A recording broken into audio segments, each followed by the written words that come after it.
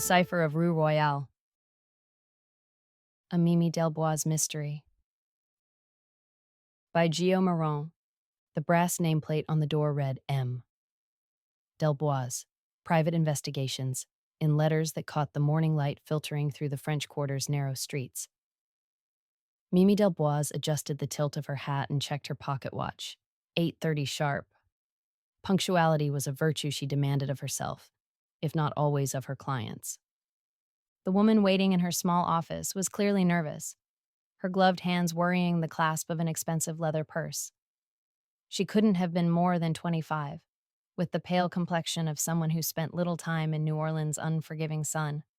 Her dress was fashionable but not ostentatious, the carefully calculated appearance of new money trying not to appear too eager.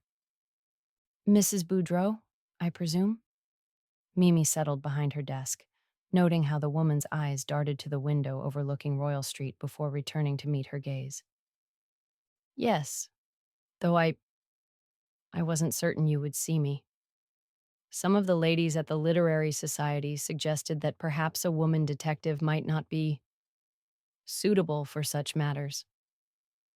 Mimi had heard variations of this conversation many times.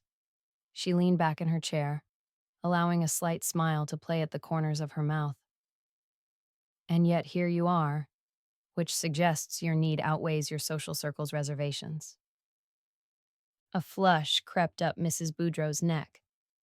"My husband is receiving threatening letters. The police dismissed them as pranks, but—" She reached into her purse and withdrew a folded paper. "This arrived yesterday." Mimi accepted the letter, immediately noting the quality of the paper, expensive but not the finest available. The handwriting was educated, with the slight flourishes suggesting European training, but something was deliberately theatrical about the script. "Your accounts must be settled before the moon wanes, or your secrets will illuminate the shadows where your reputation now hides." "Cryptic," Mimi observed, turning the paper to examine the watermark, "but not particularly threatening. Has your husband any idea what accounts might be referenced?" "He claims ignorance entirely. Says it's merely some competitor trying to unnerve him before the Cotton Exchange votes on new regulations." Mrs. Boudreau's voice carried the careful neutrality of a wife who had practiced believing her husband's explanations. "But you suspect otherwise?" "I suspect my husband keeps ledgers I've never seen." The admission came quietly, followed by a quick glance toward the door, as if Gabriel Boudreau might materialize to overhear his wife's disloyalty. Mimi studied the young woman's face, noting the faint shadows beneath her eyes that suggested sleepless nights. "Mrs. Boudreau, before we proceed, I must ask, are you prepared for the possibility that your suspicions may prove correct? My investigations have a tendency to uncover truths that clients sometimes wish had remained buried." The silence stretched between them, filled with the distant sounds of the French Quarter awakening. Street vendors calling their wares, the clip-clop of horses on cobblestones, the musical cadence of Creole French drifting through the open window. "I need to know," Mrs. Boudreau said finally. "Whatever it is, I need to know." 2 hours later, Mimi stood in the shadow of the Cabildo, watching the morning's commerce unfold in Jackson Square. The letter had yielded several clues to someone trained in observation. The particular shade of blue ink suggested a specific type of pen, likely German-made and expensive. The paper's watermark belonged to a shop on Royal Street that catered to the city's more discerning letter writers. Most intriguingly, the phrasing carried the careful cadence of someone whose first language was not English. French, most likely, though she detected hints of Spanish influence in the sentence structure. The watermark led her first to Papeterie Dubois, a narrow shop squeezed between a millinery and a dealer in rare books. The proprietor, Monsieur Dubois, was an elderly Creole gentleman whose careful manners barely concealed his assessment of Mimi's unconventional appearance. "Bonjour, madame. You inquire about our correspondence papers?" Mimi produced the letter, keeping the text carefully folded away. "This particular stock. Do you recall who might have purchased it recently?" Dubois examined the paper with the solemnity of a wine connoisseur evaluating a vintage. Ah, yes, our finest grade. We sell perhaps 20 sheets per month of this quality. He paused, his eyes meeting hers. You are investigating some matter of consequence? A private matter for a client, nothing that need concern the authorities. The assurance seemed to ease his reluctance. There have been 3 purchases this month. Madame Thibodeau for her weekly correspondence with her sister in Baton Rouge, but she has used this paper for 20 years, since her dear husband's passing. Monsieur Beauregard purchased 2 packets last week, but his secretary collects his supplies on the 15th of each month, regular as clockwork. And the third? A gentleman I did not recognize. Well-dressed, spoke French with an accent I could not place. Perhaps from the islands? He purchased only 1 packet, paid in cash, and seemed nerveux. Nervous, you understand.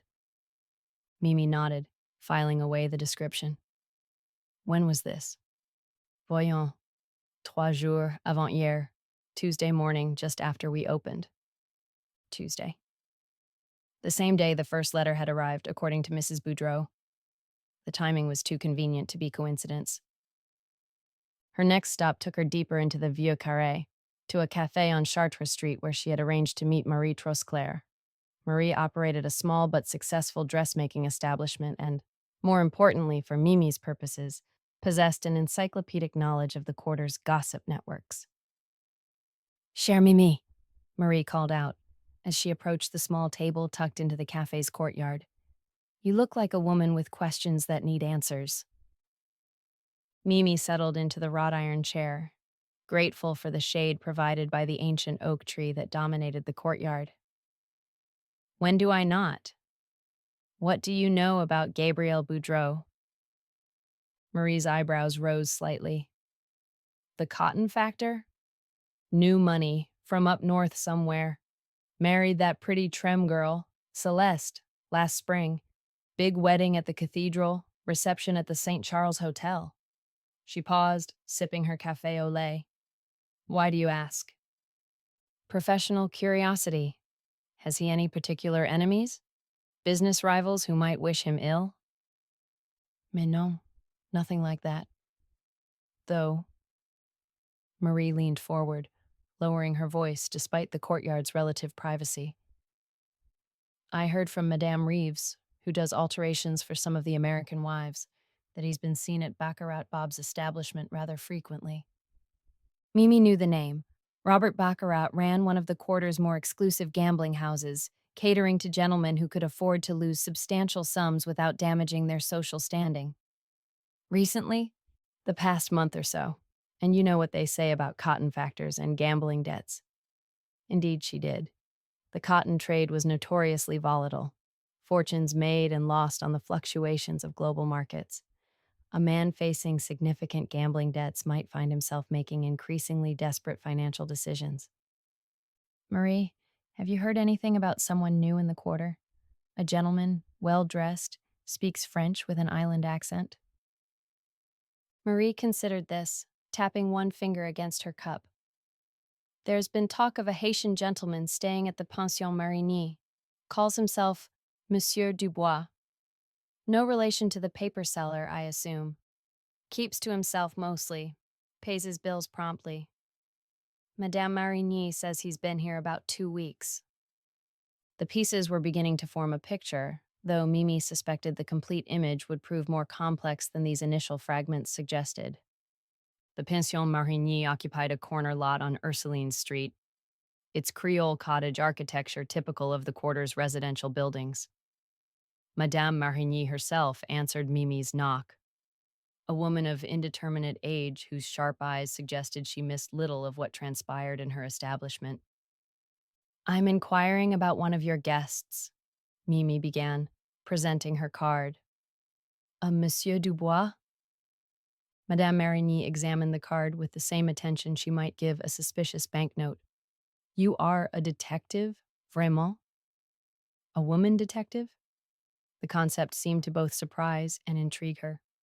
I am investigating a matter involving threatening letters. Nothing that reflects poorly on your establishment, I assure you. This seemed to satisfy her concerns about propriety. Monsieur Dubois has been a model guest. Quiet, courteous, pays in advance. He keeps regular hours, leaves each morning after breakfast, returns before dinner. Has he received any visitors or sent any correspondence? No visitors that I've observed. As for correspondence, she paused, clearly weighing discretion against curiosity. He did ask about a reliable messenger service yesterday. Said he had several letters to deliver but preferred not to entrust them to the postal service. Another piece fell into place. Did he say anything about the nature of these letters? Only that they concerned debts of honor. I assumed he meant gambling debts. Such things are common enough among gentlemen of a certain class. Mimi thanked Madame Marigny and made her way back toward the river, her mind working through the connections she had uncovered. A Haitian gentleman with access to expensive paper, sending letters about debts to Gabriel Boudreau, who had been frequenting the city's gambling houses. The outline of the situation was becoming clearer, but several crucial questions remained unanswered. Baccarat Bob's establishment occupied the upper floors of a building on Royal Street, its entrance marked only by a discreet brass plaque and a doorman whose intimidating presence discouraged casual visitors. Mimi had no intention of attempting to enter. Such places did not welcome women, regardless of their professional credentials. But she knew someone who could provide the information she needed. She found Thomas Lafitte 2 blocks away, tending bar at an establishment that catered to rivermen and dock workers. Despite his surname, Thomas claimed no relation to the famous pirate brothers, though his knowledge of the quarter's less respectable enterprises was comprehensive. Gabriel Boudreau? Thomas wiped down a glass with more attention than it required. Yeah, I know him.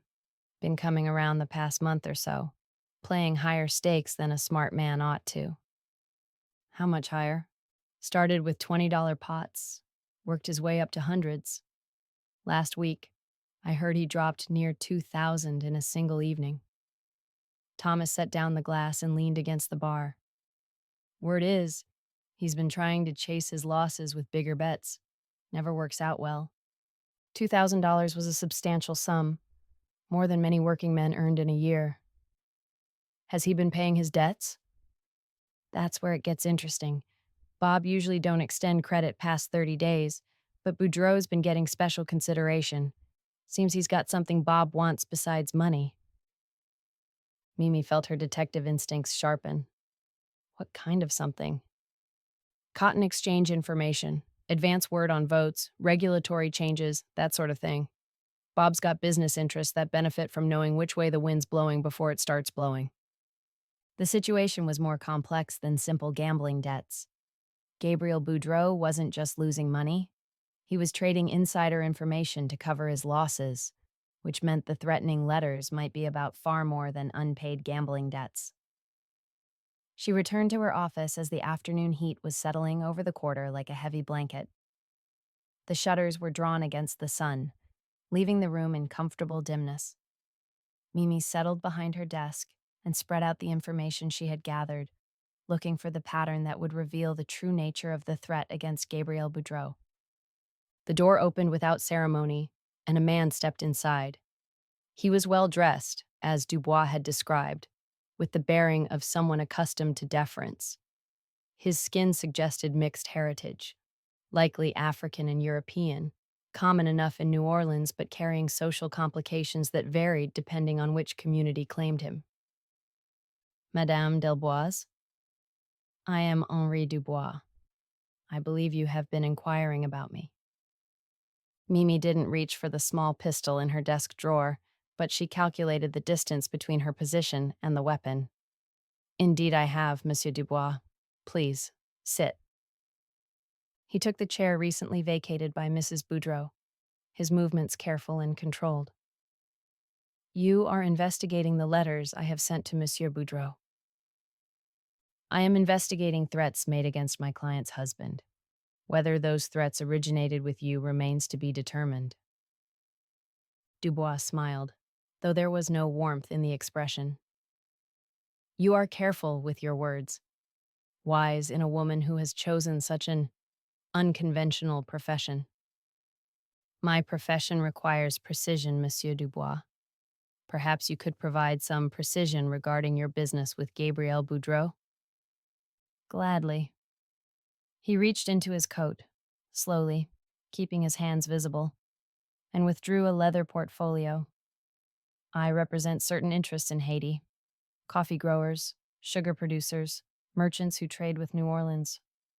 We have been disadvantaged by recent changes in cotton exchange regulations. He opened the portfolio and removed several documents. Monsieur Boudreau provided advance information about these regulatory changes, information that allowed certain competitors to adjust their positions while our clients suffered substantial losses. Mimi examined the documents: shipping manifests, letters of credit, trading records that showed a pattern of perfectly timed market transactions. You're accusing him of insider trading. I'm stating a fact. The question is, what remedy might be appropriate for such indiscretions? And the remedy you propose involves threatening letters? The letters were intended to encourage voluntary restitution. My clients would prefer to resolve this matter privately, without involving either the authorities or the Cotton Exchange's disciplinary committee. Mimi leaned back in her chair, reassessing the situation. How much restitution are we discussing? $50,000. The sum was staggering, more than enough to destroy Gabriel Boudreau financially and socially. And if he refuses, then my clients will pursue other remedies. The Cotton Exchange takes violations of fiduciary duty very seriously. Criminal charges might also be appropriate. Mimi studied Dubois' face, looking for tells that might indicate his intentions beyond what he was stating directly. You've done your research, Monsieur Dubois. You know that $50,000 exceeds what a cotton factor might reasonably be expected to pay? Indeed. Which is why my clients might be willing to accept alternative forms of compensation, such as his cooperation, advance information about future regulatory decisions. Monsieur Boudreau has proven quite useful to others in this regard. The true nature of the situation crystallized. This wasn't about punishment for past indiscretions. It was about ensuring future compliance. Dubois wasn't just collecting a debt. He was recruiting a permanent agent within the Cotton Exchange. I see. Mimi closed the portfolio and slid it back across the desk. Thank you for your candor, Monsieur Dubois. I believe I understand the situation now. I hope you do, madame. It would be unfortunate if misunderstandings led to complications. After he left, Mimi sat in the gathering darkness, considering her options. Gabriel Boudreau was guilty of insider trading, but he was also being coerced into ongoing criminal activity. His wife had hired her to investigate threats, but the threats were legitimate responses to her husband's crimes. The case had no clean resolution, only choices between different types of damage. Mrs. Boudreau returned the following morning, her nervousness replaced by a determined calm that suggested she had spent the night preparing herself for unpleasant truths. You've discovered something, she said, settling into the same chair she had occupied 2 days earlier. I have. Mimi chose her words carefully. Your husband has been gambling heavily and losing substantially. To cover his debts, he has been trading cotton exchange information to parties who use that information for illegal market manipulation. Mrs. Boudreau absorbed this without visible reaction. How much does he owe? The gambling debts are manageable, perhaps $3,000. The larger problem is that he's being blackmailed by the parties who lost money due to his insider information. They want $50,000 or his cooperation in future market manipulation schemes. 50,000. Mrs. Boudreau's composure finally cracked slightly. We don't have $50,000. Which is precisely the point. They don't want the money. They want your husband as a permanent source of inside information. The silence stretched between them, filled with the weight of choices that had no good outcomes. Finally, Mrs. Boudreau spoke. What are my options? Limited. Your husband could confess to the cotton exchange and face disciplinary action, which would likely end his career but might provide some legal protection. He could attempt to continue the cooperation, which would eventually lead to more serious criminal charges. Or he could disappear, leave New Orleans, assume a new identity, start over somewhere else.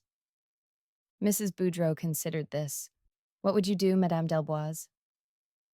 Mimi thought of her own husband, of the choices that had led to his death, of the compromises that seemed reasonable until their consequences became clear. I would choose the option that allowed me to sleep at night. Money can be replaced, reputations can be rebuilt, but moral compromises have a way of compounding until they destroy everything you thought you were protecting. 2 weeks later, Mimi read in the Times-Picayune that Gabriel and Celeste Boudreau had departed New Orleans for an extended honeymoon in California. Their house in the Garden District had been quietly sold, their affairs settled through intermediaries. The Cotton Exchange noted his resignation with polite regret. Henri Dubois had checked out of the Pension Marigny the same day, leaving no forwarding address. Mimi's fee had been paid in full, along with a brief note thanking her for her discretion and expressing hope that she and Gabriel might find in California the fresh start that New Orleans had been unable to provide. She folded the letter and placed it in her files, then turned her attention to the new case that had arrived that morning. Something about a missing painting and a suspicious art dealer. Simple theft, most likely, though experience had taught her that in New Orleans, nothing was ever quite as simple as it first appeared. Outside her window, the French Quarter continued its daily dance of commerce and intrigue, secrets and revelations, the eternal cycle of human ambition and consequence that provided the backdrop for her chosen profession. Somewhere in those narrow streets, another mystery was taking shape. Another client was discovering that the truth they sought might not be the truth they wanted to find.